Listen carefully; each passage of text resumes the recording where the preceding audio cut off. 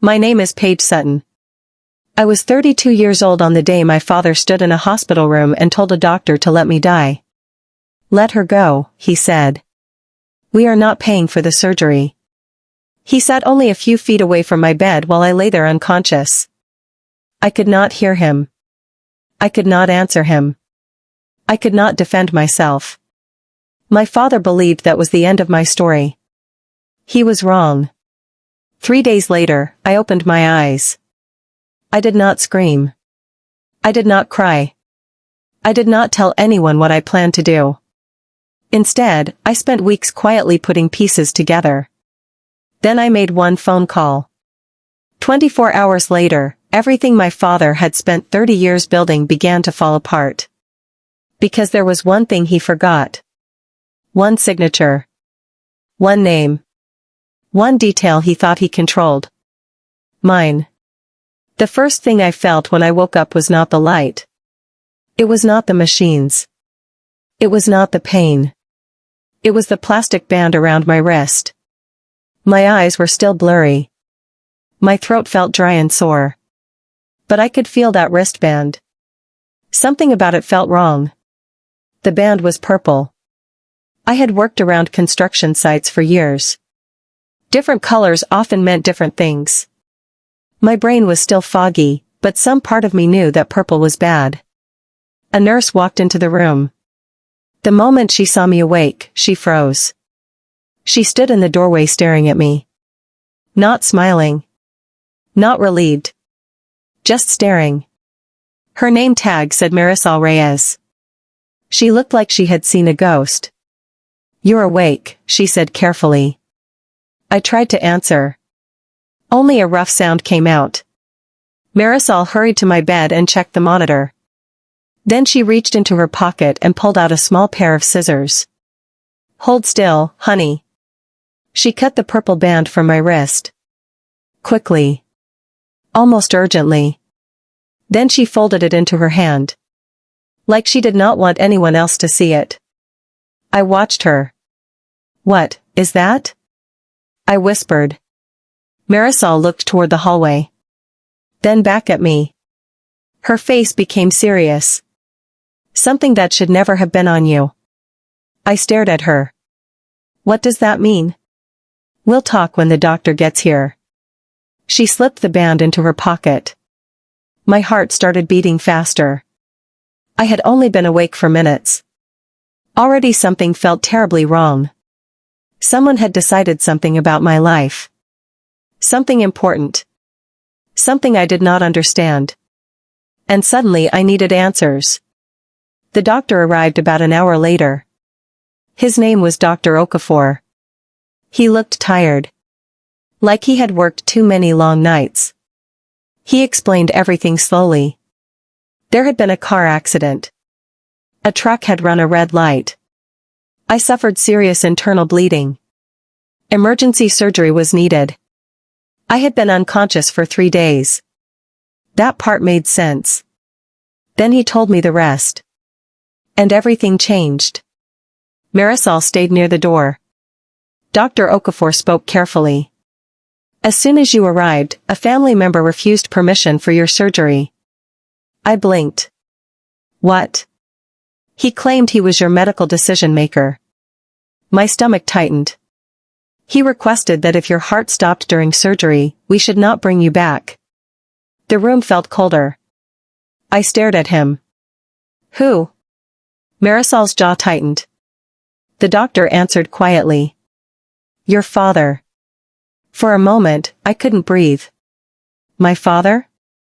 My own father? The man who raised me? The man who always talked about family? I stared at the ceiling. Trying to understand. Trying to make it make sense. It didn't. Then Marisol spoke. Her voice was soft. But every word landed hard. He looked at the surgeon and said something. I turned toward her. She hesitated. Then she repeated it exactly. Let her go. We won't pay for the surgery. 9 words. Only 9 words. But they hit harder than any accident. Not because he was scared. Not because he thought I would suffer. Not because he believed there was no hope. Money. That was the reason. The bill. The cost. My life had been compared to a number. And the number one. Dr. Okafor cleared his throat. I want you to understand something. We did not follow those instructions. I looked at him. He didn't have legal authority. Marisol nodded. We checked everything. The doctor continued. There was no paperwork. No legal documents. Nothing giving him that power. So you operated anyway? Yes. My eyes filled with tears. Not because I was emotional. Because I suddenly realized something. My family thought I was already gone. When they walked out of that hospital room, they believed I would never wake up. And people reveal who they really are when they think there will be no consequences. To understand what happened next, you need to know who I am. I am a structural engineer. The state of Ohio trusts me to approve building designs. My name on a document means a building is safe. People depend on that. I did not get there easily. Nobody paid for my education. Nobody handed me opportunities. I worked construction jobs during summers. I carried lumber. I swept job sites. I worked long hours. Then I attended community college. Then transferred to a university. Then studied for licensing exams. I failed once. Then tried again. Eventually, I passed. Every step was earned. Every step mattered. I loved engineering. I loved solving problems. I loved building things that lasted. Most people who know me would never call me loud. I'm careful. Quiet. Patient. I read contracts line by line. I save emails. I keep records. That habit would eventually save me. For years before my accident, my father came to me with a problem. His company was called Sutton Builders. It employed about 40 workers. For years, it had been successful. Then my father lost his engineering license. He told me it was temporary. He said he needed help. Just until things settled down. Your family, he told me. I need you. I believed him. So I agreed to become the engineer of record for the company. My license. My responsibility. My signature. I understood exactly what that meant. Or at least I thought I did. What I didn't understand was how much my father planned to depend on it. My father, Roy Sutton, was 61. Tall. Handsome. Charming. The kind of man who could shake your hand and make you feel important. People loved him. At church, he was respected. In town, people admired him. Most never saw the version of him that existed inside our family. Then there was my mother. Lorraine Sutton. She rarely yelled. She didn't need to. Her words were always quiet. Careful. Sharp. The kind that stayed with you for years. Then there was my younger brother. Brett. He was 28. Officially he was vice president of operations. In reality, he couldn't have managed the company alone for a week. Growing up, everything seemed to flow toward Brett. Attention. Money. Support. Everything. Meanwhile, I became the family expense. The family problem. The family cost. When I was a child, I had asthma. The treatments were expensive. My mother never forgot it. More importantly, she never let me forget it. At a cousin's wedding years later, she laughed while talking to relatives. Paige was always the expensive one. Everyone chuckled. Like it was harmless. Like it was funny. I smiled politely. But inside, something hurt. At 19 years old, I couldn't explain why. Now, lying in a hospital bed after hearing what my father had done, I finally understood. It had never been a joke. It was bookkeeping.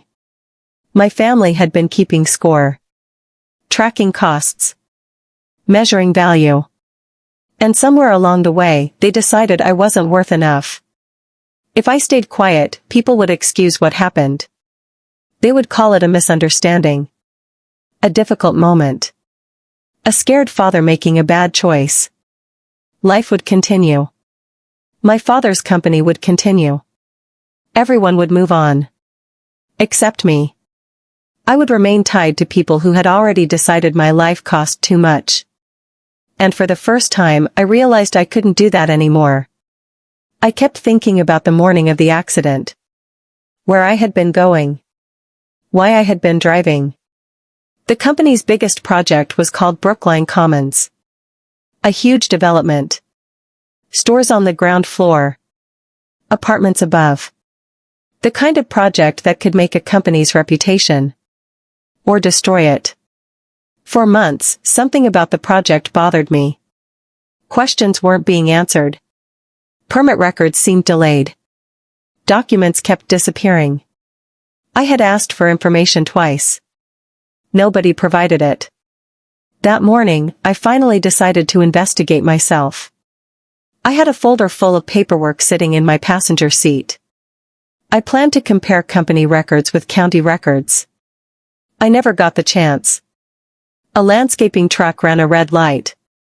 Everything went black. Now I understood something terrifying. The surgery my father refused wasn't experimental. It wasn't risky. It wasn't hopeless. It was routine. Doctors simply needed to stop internal bleeding. A healthy 32-year-old woman had an excellent chance of surviving. And my father still said no. Because of money. Because of a bill. Because somewhere in his mind, the numbers didn't work. That truth stayed with me. Day after day. Night after night. Every time I closed my eyes. One evening, Marisol returned. The hospital floor was quiet. Most patients were asleep. She pulled a chair beside my bed. "I think you deserve the full truth," she said. I nodded. So she told me everything. When my father arrived at the hospital, he claimed he had legal authority over me. He said I had nobody else. He insisted doctors follow his wishes. But Marisol wasn't convinced. She asked for documents. Legal forms. Medical directives. Proof. He had none. Because none existed. Marisol pushed back.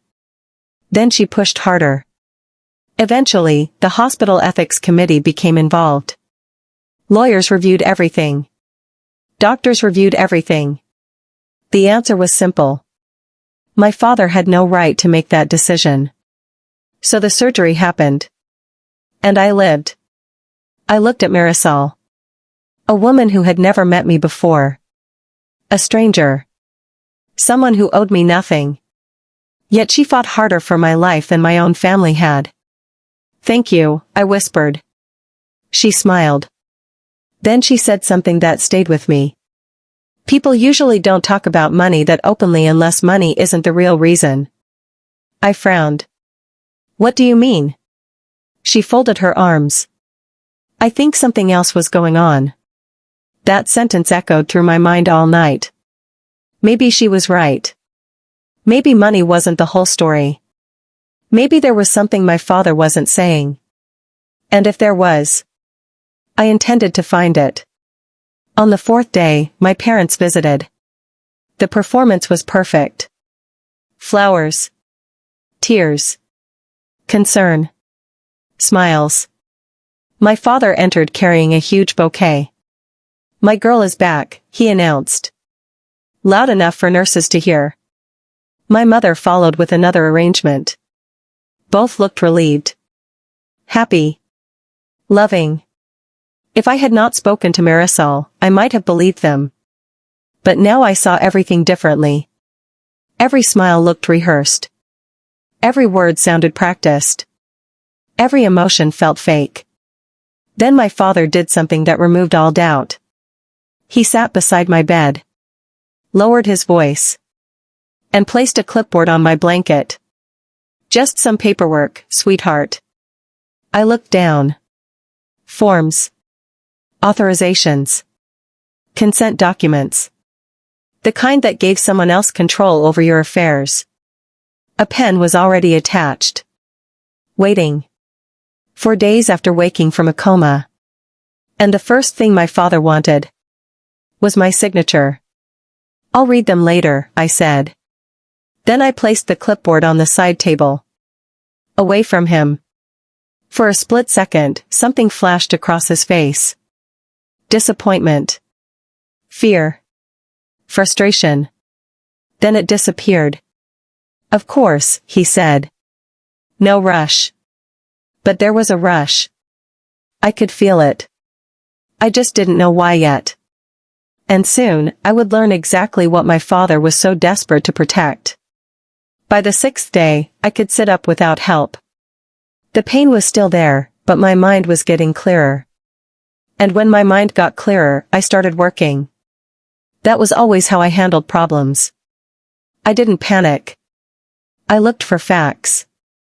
I looked for proof. I looked for answers. So while I sat in a hospital bed recovering, I opened my laptop. The first email I sent looked completely normal. Polite. Professional. Simple. I requested a list of all active building permits connected to Sutton Builders. I specifically asked for the engineer of record listed on each project. Nothing unusual. Nothing aggressive. Just a standard request. I expected the office manager to answer. Instead, Brett replied. That immediately caught my attention. His email was cheerful. Too cheerful. Hey sis. So glad you're okay. 3 exclamation marks. That alone made me suspicious. Then came the excuse. The permit system is being upgraded right now. It'll take a few weeks before we can pull everything. A few weeks. I stared at the screen. Permit systems don't work like that. County records don't suddenly disappear because someone updates software. Any clerk could access those records. Any engineer knew that. Brett knew it too. Which meant he was lying. The question was why. I didn't respond. Instead, I saved the email. Took screenshots. Forwarded copies to my personal account. Careful people save evidence. And I had a feeling I would need it later. 10 days after waking up, doctors discharged me. My father offered to take me home. Actually, he offered something different. He wanted me to stay at his house, where he could look after me. I politely refused. I'll recover better at my condo. His smile tightened. Only slightly. But I noticed. My father liked control. Distance made control harder. That was exactly why I wanted it. My condo in Dublin was quiet. Peaceful. For the first time since the accident, I could think clearly. Most days I rested. My body still needed time. But my brain never stopped working. A week later, I made a phone call. One simple call. And everything changed.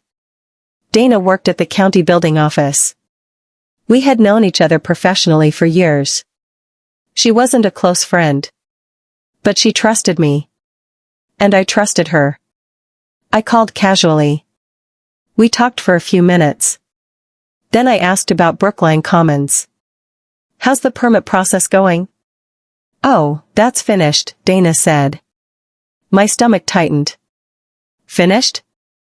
Yep. Engineering review closed out last month. Last month. I sat up straighter. Really? Sure. Your stamp was on the final package. For a second, I couldn't speak. My stamp? Yeah. Dana laughed lightly. You're the engineer of record. I gripped the phone harder. Last month I had been unconscious. Last month I had been in a hospital bed. Last month I had stamped absolutely nothing. Yet somehow my seal appeared on documents. Documents I had never seen. Documents I had never approved. After hanging up, I sat on the edge of my bed. Completely still. The room felt smaller. My heart was pounding. Slowly, I walked to my desk. Opened a drawer. And removed my engineer's seal. The metal embosser felt cold in my hands.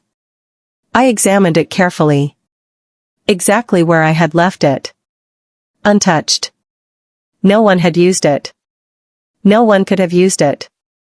Which meant only one thing. Someone had made another one. A copy.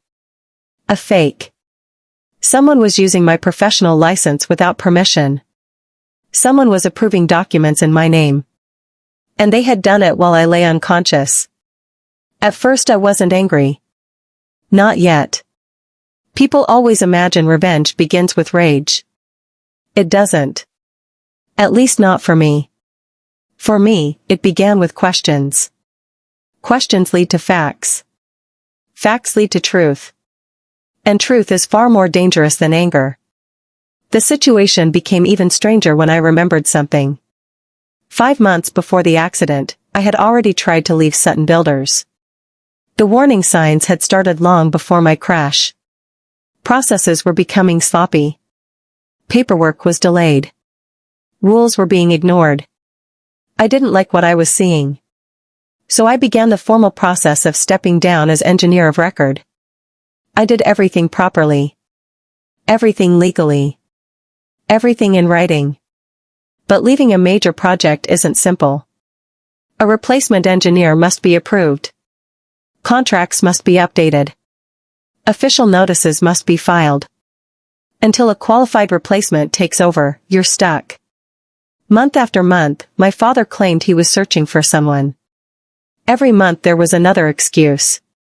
Another candidate. Another delay. Another problem. Back then, I believed him. Now I saw the truth. He never wanted a replacement.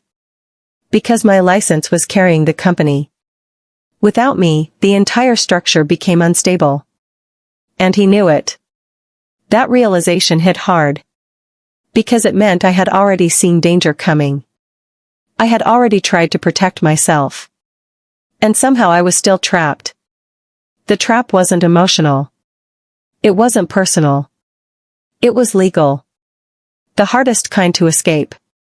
You can see every wall clearly. And still be unable to climb out.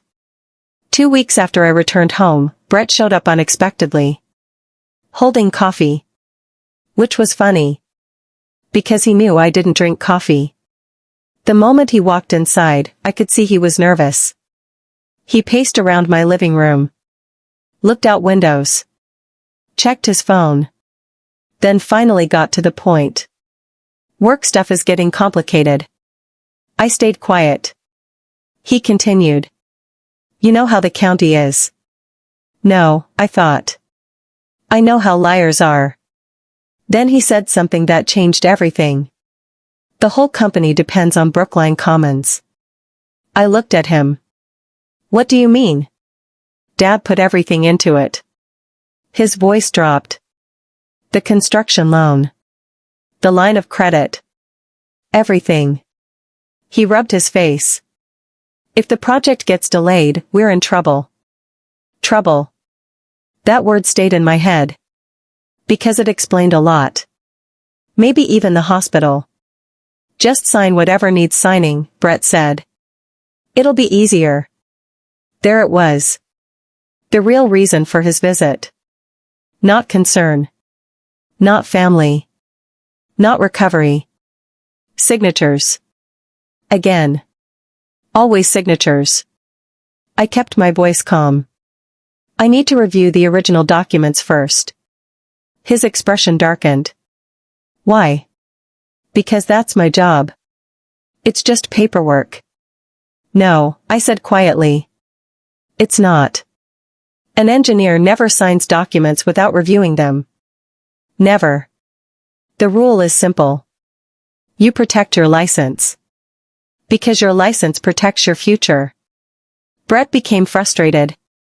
Why does everything have to be complicated? I almost laughed. Because my entire life had been spent cleaning up complications created by my family. Instead, I stood, walked him to the door, and wished him a safe drive home. The second he left, I sat down and started writing notes. The company was carrying huge debt. The company depended on one project. That project depended on one engineer. Me. For the first time, I could see the entire structure.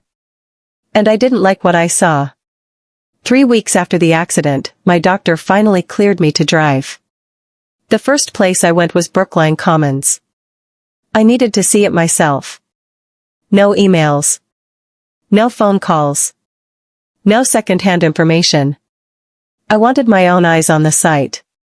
The moment I arrived, a familiar smell filled the air. Fresh-cut pine. Sawdust. Construction. For most of my life, that smell brought comfort. It reminded me of hard work. Of honest people building real things. This time it felt different. This time it felt wrong. Because now I knew something wasn't right. And every piece of wood on that site might be connected to a lie. Workers moved around the project. Most were good men. Men who showed up every day to earn a living. Men who trusted the company. Men who had no idea what was happening behind the scenes. I watched them for several minutes. Measuring. Cutting. Building.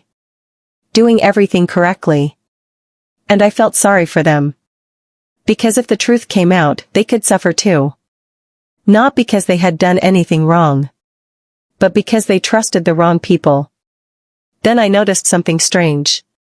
Near the construction trailer stood a large banner. Partially rolled up. Gold letters. Navy background. I walked closer. Grand opening. Brookline Commons. My eyes narrowed. Nearby sat folding chairs. A podium. Decorations. My father was planning a ribbon-cutting ceremony. A celebration. A public victory lap. Of course he was. Roy Sutton loved attention. Loved applause. Loved being admired. If he finished a building, he wanted everyone watching. I stood there staring at that banner. And suddenly something clicked. He was preparing a stage. An audience. A performance. What he didn't realize was that another story was about to be told on that same stage. One he couldn't control. Driving home, another memory suddenly surfaced. The folder. The folder from the morning of the accident. The one sitting in my passenger seat. The one containing project records. My heart jumped. I had completely forgotten about it. The hospital had collected my personal belongings after the crash. Wallet. Phone. Documents. Everything. Nobody had claimed them. Not my parents.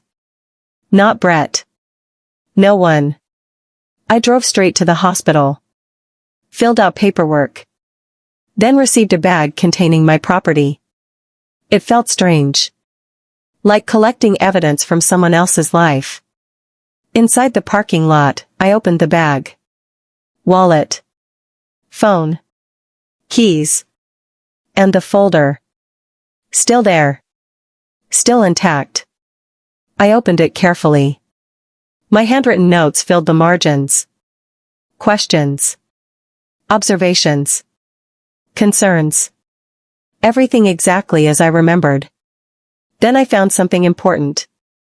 An earlier version of the Brookline Commons submission package. One I had downloaded before the accident. One that existed before anyone knew I would end up in a coma. One that existed before anyone started forging documents. I stared at it for a long time. Because suddenly I understood what I was holding. A timeline. A snapshot. Proof of what existed before changes were made. Proof of the truth. Back at home, I contacted Dana again.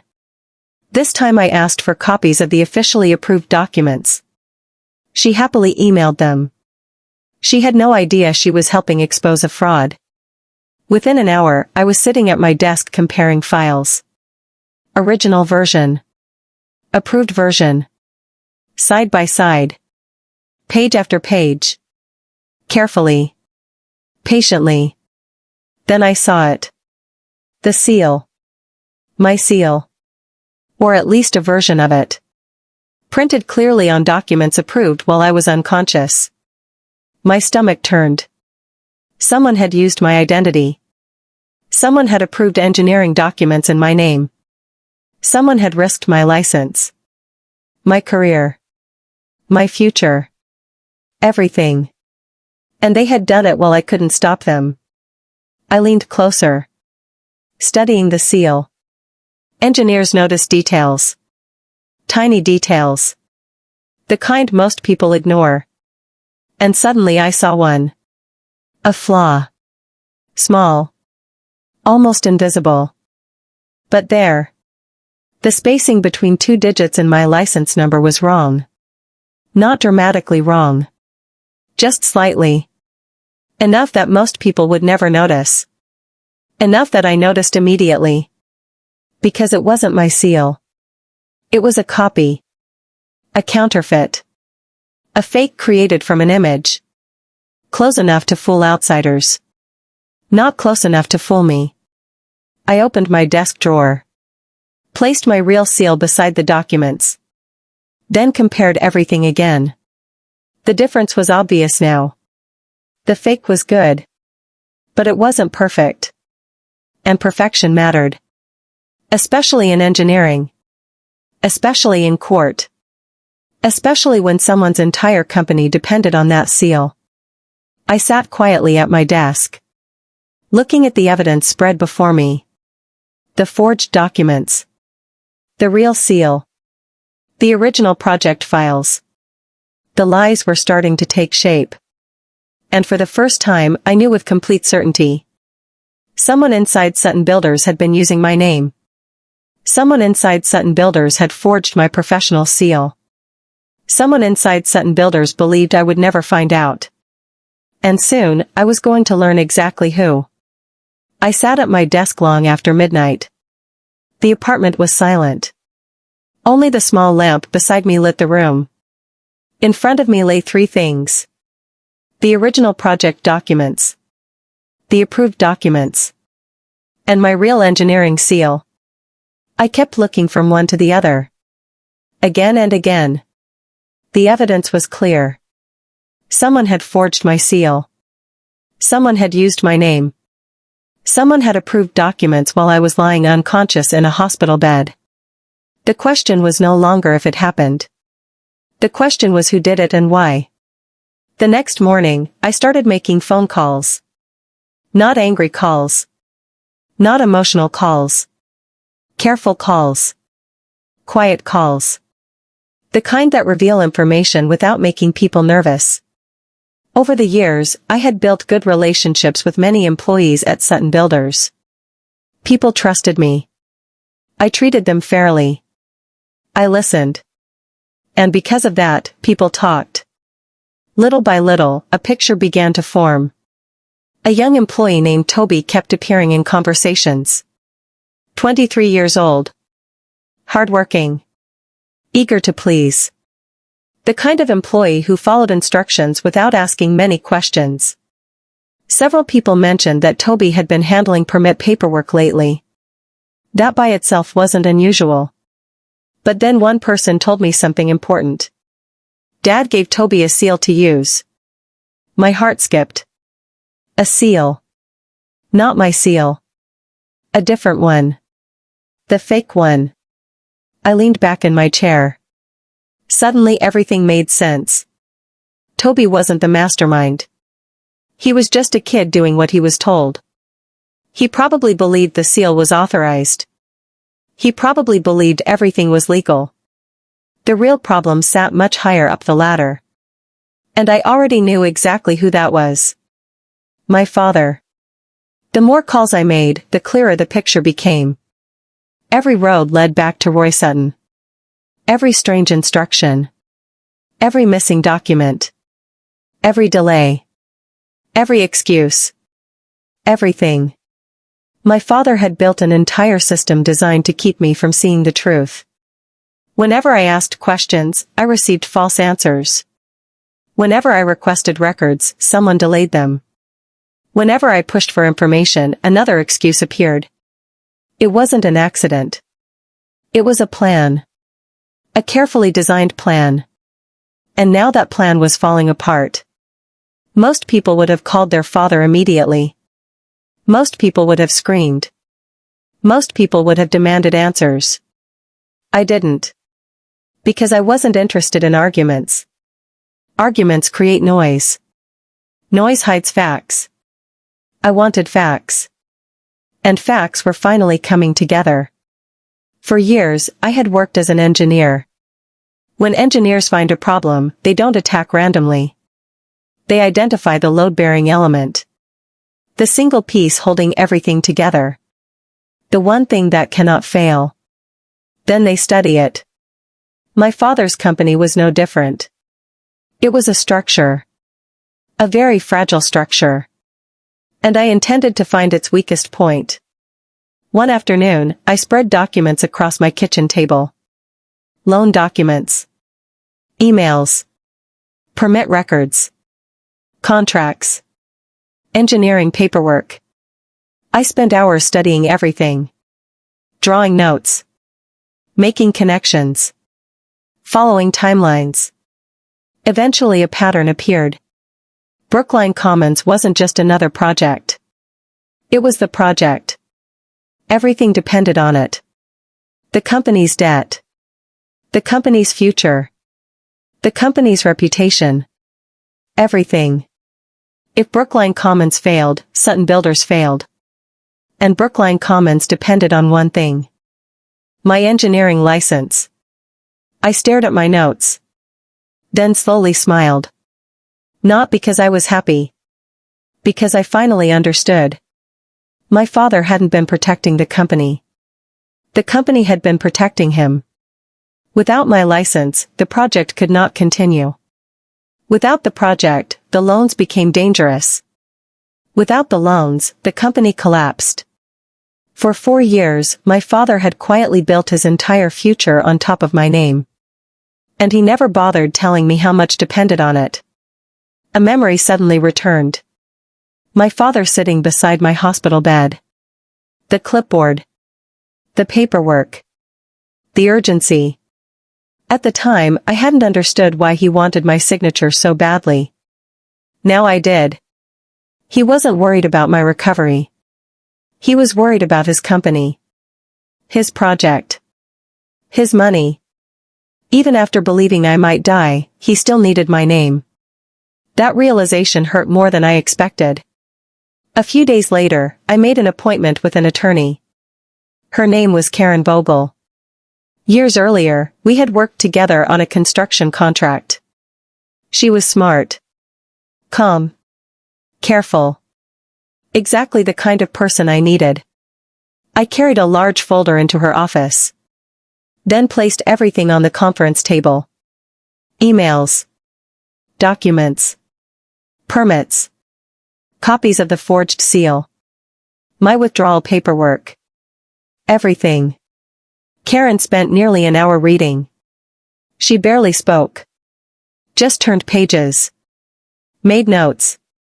Occasionally adjusted her glasses. Finally, she looked up. Let me make sure I understand. I nodded. Karen continued. You are still listed as engineer of record. Yes. You already tried to withdraw months ago. Yes. Your withdrawal was delayed. Correct. Someone used a forged version of your seal while you were medically incapacitated. Yes. Karen sat quietly. Then she slowly removed her glasses. Paige, this is serious. I almost laughed. That's one word for it. For the next hour, Karen explained my options. Carefully. Patiently. Legally. I had the right to withdraw. I had the responsibility to report the forged seal. I had an obligation to protect my professional license. And once the forgery became official, multiple investigations could begin. The state engineering board, the city, the project owner, the bonding company, possibly even law enforcement. Each investigation would create consequences. Serious consequences. I listened carefully. Then asked the question that mattered most. What happens to Sutton Builders? Karen folded her hands. For a moment, she chose her words carefully. Then she answered. That depends on how dependent they are on your license. I already knew the answer. Very dependent. Karen looked directly at me. There's an important difference. I waited. You're not destroying anything. She pointed at the documents. You're refusing to continue supporting a structure built on fraud. I stared at her. Those words hit harder than she realized. Because that was exactly what I had been doing for years. Supporting a structure. Holding up a ceiling. Carrying weight that wasn't mine. By the end of the meeting, we had a plan. A legal plan. A professional plan. A careful plan. The kind that leaves a paper trail. The kind that survives scrutiny. The kind based entirely on facts. No anger. No revenge. Just truth. Documented properly. That evening, I drove home feeling strangely calm. Not happy. Not excited. Calm. For the first time since waking up in the hospital, everything made sense. The pieces fit together. The structure was visible. And now I knew exactly where the pressure points were. The next night, something unexpected happened. My father came to visit. Alone. No flowers. No performance. No audience. Just him. For a moment, he looked older than I remembered. Tired. Heavy. Almost human. We sat in silence for several seconds. Then he started talking. Not about me. Not about the accident. Not about the hospital. About himself. 9 years earlier, one of his construction projects had gone terribly wrong.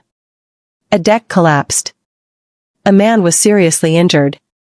Investigators blamed the construction. My father lost his engineering license. Nearly lost the company. Nearly lost everything. As he spoke, I could hear genuine fear in his voice. Fear he had carried for years. Fear of losing everything again. For one brief moment, I actually felt sorry for him. I saw the frightened man underneath the confidence. The man who had spent years trying to rebuild his reputation. The man terrified of failure. The man terrified of losing control. For one moment, I almost reached across the table. Almost. Then everything changed. My father leaned forward. His voice became steady. Cold. Practical. The fear disappeared. And the real reason for his visit finally arrived. Don't destroy everything over hurt feelings. I stared at him. He continued. The surgery. The hospital. The DNR. It was a bad situation. I said nothing. Then he delivered the sentence that ended every ounce of sympathy I felt. I would have paid if it made sense. The room became very quiet. There it was. Again. The math. The calculation. The same calculation he made while I lay unconscious. The same calculation he was still making now. Not I'm sorry. Not I was wrong. Not I regret it. Just numbers. Just value. Just cost. I would have paid if it made sense. Meaning my life hadn't made sense. Not financially. Not to him. In that moment, something inside me settled. Not broke. Settled. Like a final answer clicking into place. He wasn't apologizing. He wasn't taking responsibility. He wasn't asking forgiveness. He was asking me to accept the calculation, to agree with it, to understand it. And I never would. I walked him to the door. Politely. Calmly. Then watched him leave. The second the door closed, I knew exactly what I was going to do. The old version of me would have walked away quietly. Would have avoided conflict. Would have protected everyone else's comfort. But silence was the reason my family kept getting away with everything. Silence allowed the lies. Silence protected the fraud. Silence gave them confidence. And I was done being silent. The next morning, Karen and I finalized the paperwork. Every document was reviewed twice. Every date checked. Every detail confirmed. The withdrawal notice. The forgery complaint. The supporting evidence. The exhibits. Everything. Professional. Accurate. Complete. No exaggeration. No emotion. Just facts. Facts are powerful enough on their own. Then we selected a date. A very specific date. The day of the Brookline Commons ribbon-cutting ceremony. The day my father planned to celebrate his success. The day reporters would be present. The day local officials would attend. The day everyone would be watching. Karen looked at me carefully. "Are you sure?" I nodded. Yes. Because my father had spent years building a stage. And the truth deserved an audience too. That night, I sat alone at my desk. The finished envelopes rested beside me. Ready to be mailed. Ready to begin the process. Ready to change everything. I opened a drawer. And looked at the purple hospital wristband. The same one Marisol removed when I woke up. The same one that marked me as someone expected to die. I held it quietly. Not with anger. Not with sadness. Just understanding. They had written me off. Calculated my value. Decided I wasn't worth saving. Soon they would discover how expensive that mistake really was. The night before the ribbon-cutting ceremony, I slept better than I had in years. That surprised me. Most people would expect fear. Anxiety. Doubt. But I felt none of those things. For the first time in a very long time, I knew exactly where I stood. The truth was documented. The evidence existed. The paperwork was complete. Nothing depended on emotion anymore. Everything depended on facts. And facts were finally on my side. At exactly 8 o'clock the next morning, Karen sent the filings. Every document. Every notice. Every complaint. Everything. The State Engineering Board received copies. The bonding company received copies. The project owner received copies. The company received copies. The bank received copies. Each envelope contained the same thing. Truth. Organized. Documented. Impossible to ignore. Meanwhile, across town, my father was preparing for the biggest celebration of his career. Brookline Commons looked beautiful. Fresh concrete sidewalks. New storefront windows. Clean landscaping. Rows of white folding chairs lined the entrance. A large gold ribbon stretched across the front doors. A podium stood nearby. Beside it rested a pair of oversized ceremonial scissors. Everything looked perfect. Exactly the way Roy Sutton wanted it. I arrived a few minutes before the ceremony. I wore a simple navy dress. Nothing flashy. Nothing dramatic. I wasn't there to attract attention. I was there to watch. I stood near the back of the crowd. Quiet. Almost invisible. No one paid much attention to me. That suited me perfectly. The mayor arrived. Several local business leaders arrived. A reporter from the county newspaper arrived. A photographer walked around taking pictures. Employees from Sutton Builders gathered nearby. Many of them looked proud. Excited. hopeful. My heart hurt for them. Most had no idea what was about to happen. Then my father appeared. Smiling. Laughing. Shaking hands. Telling stories. The center of attention, exactly where he loved to be. My mother stood beside him wearing pearls. Perfect posture. Perfect smile. Perfect image. Brett followed them around carrying small plastic cups of sparkling cider.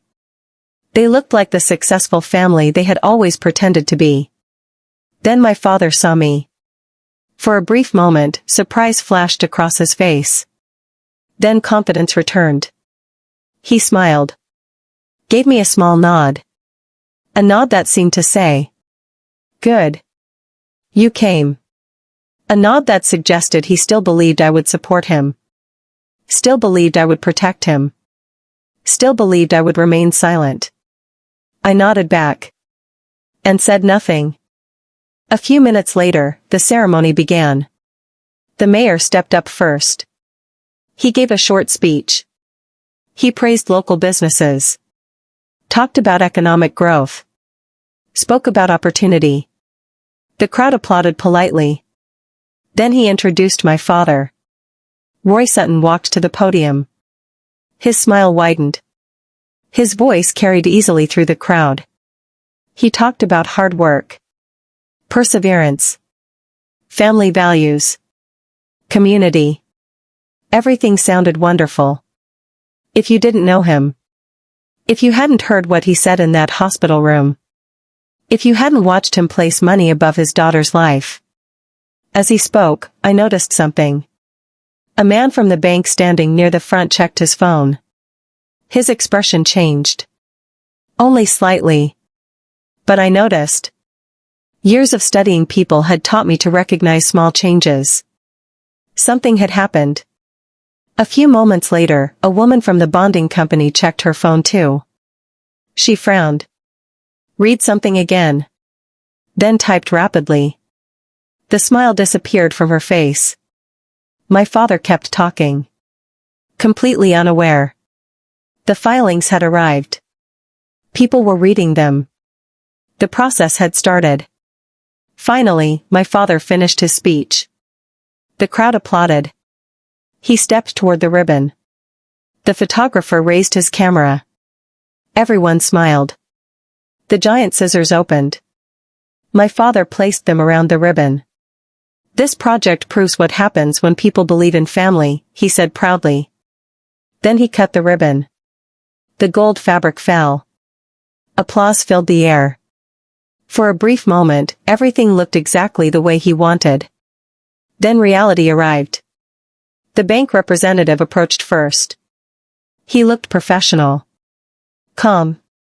Not angry. Just serious. He quietly said something to my father. I couldn't hear the words. But I saw the reaction. My father's smile vanished. Instantly. He laughed nervously.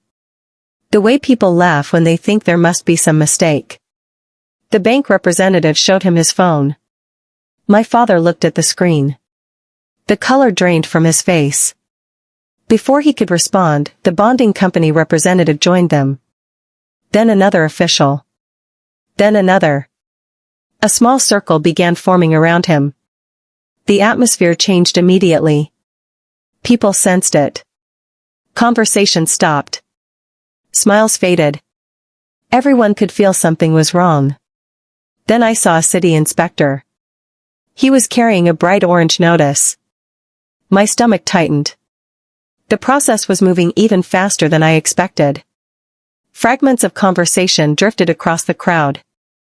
No valid engineer of record. Investigation. Bond suspension. Permit review. Loan violation. Every sentence made my father's face paler. Finally his voice rose above the crowd. There has to be some mistake. Heads turned. The reporter immediately started taking notes. The photographer lowered his camera and began watching. Nobody wanted to miss what was happening. Then my father did exactly what I knew he would do. He looked for me. His eyes found me standing near the back. And suddenly his face brightened. Like he had discovered the solution. The answer. The rescue. There she is. He pointed directly at me. My daughter. The engineer. Paige, tell them. Every head in the crowd turned toward me. The mayor. The reporter. The workers. The bank. My mother. Brett. Everyone. For a moment, nobody spoke. The entire crowd waited. My father expected me to save him. Expected me to fix everything. Expected me to become useful again. I walked forward slowly. Calmly. No anger. No shouting. No drama. Just the truth. I'm no longer the engineer of record, I said. The crowd became completely silent. I officially withdrew this morning. My father stared at me. Confused. Terrified. I continued. The seal used on recent project documents is not mine. Several people gasped.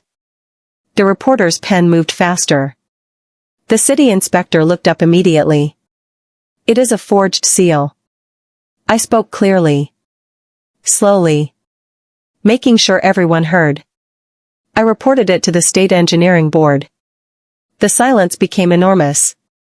My father's mouth opened. Then closed. Then opened again. No words came out. I looked directly at him. Not with hatred. Not with rage. Just clarity. The kind that arrives when a long calculation finally reaches its answer. Then I said the sentence I had carried inside me since the hospital. The sentence that explained everything. The sentence he could never escape. You wanted to let me go, Dad. My voice remained calm. To save money. The crowd looked back and forth between us. Confused. Shocked. Trying to understand. So I let something go too. I paused. My name. Another pause.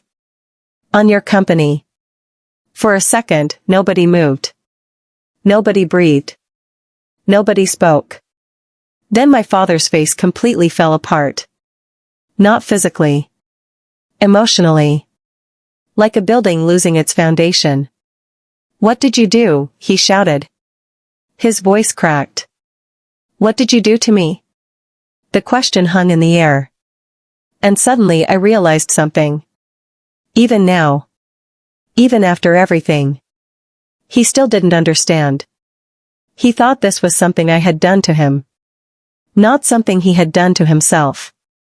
Not something created by his choices. His lies. His fraud. His greed. He took a step toward me. Then toward the bank representative. Then toward the bonding company. Then back again. Lost. Panicked. Desperate. A man searching for a way to stop gravity. Meanwhile, the city inspector walked calmly to the building entrance. He taped the bright orange notice directly onto the door. Everyone watched.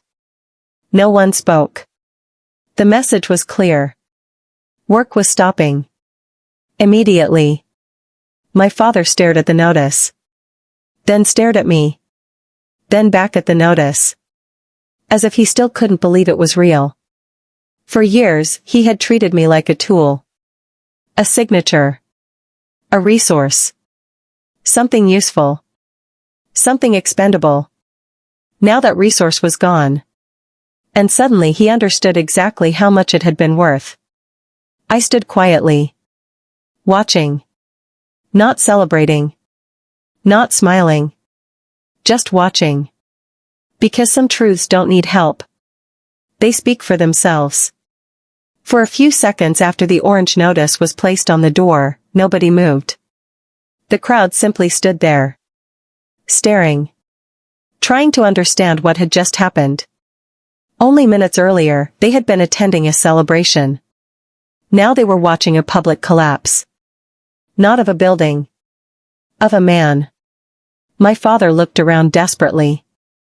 He wanted someone to fix it. Someone to blame. Someone to rescue him. But there was nobody left. The truth had already arrived. And truth does not leave just because it becomes inconvenient. My mother was the first one to break. For years, Lorraine Sutton had been the calm one. The composed one. The woman who always seemed in control. Now that control vanished. She turned toward my father. "You told me this was handled."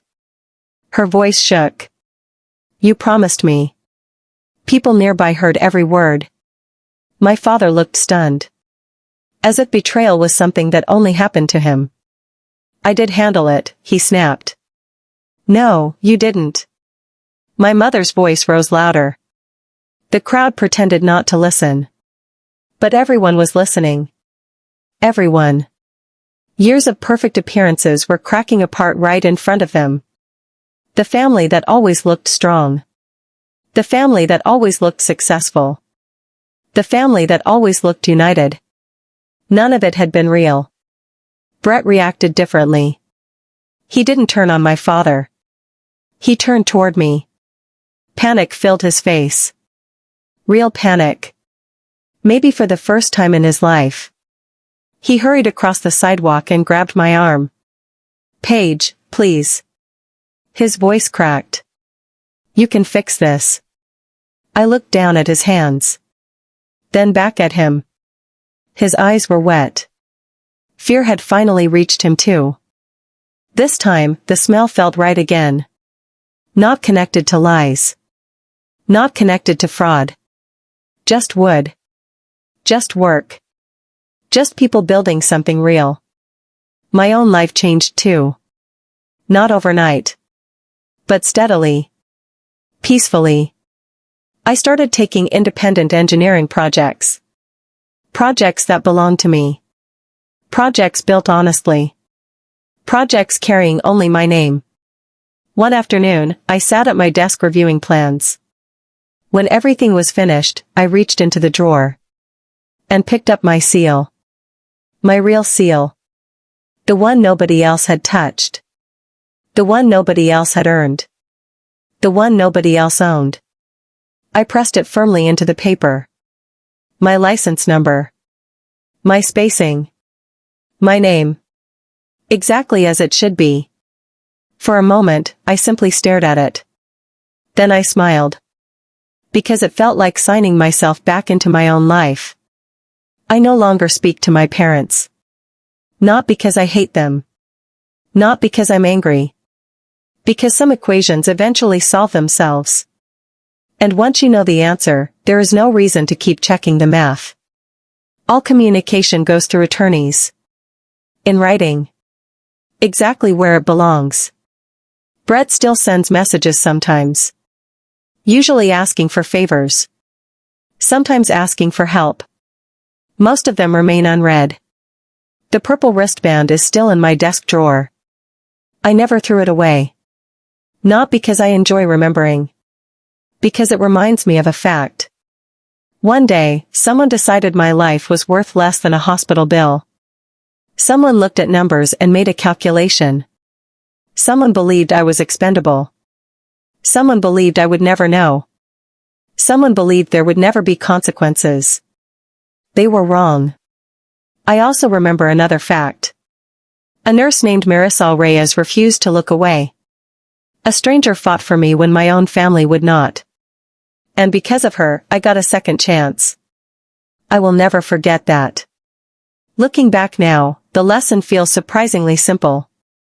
My father spent 30 years deciding whether I was worth the cost. He measured everything. Money. Risk. Value. Control. But he never noticed something important.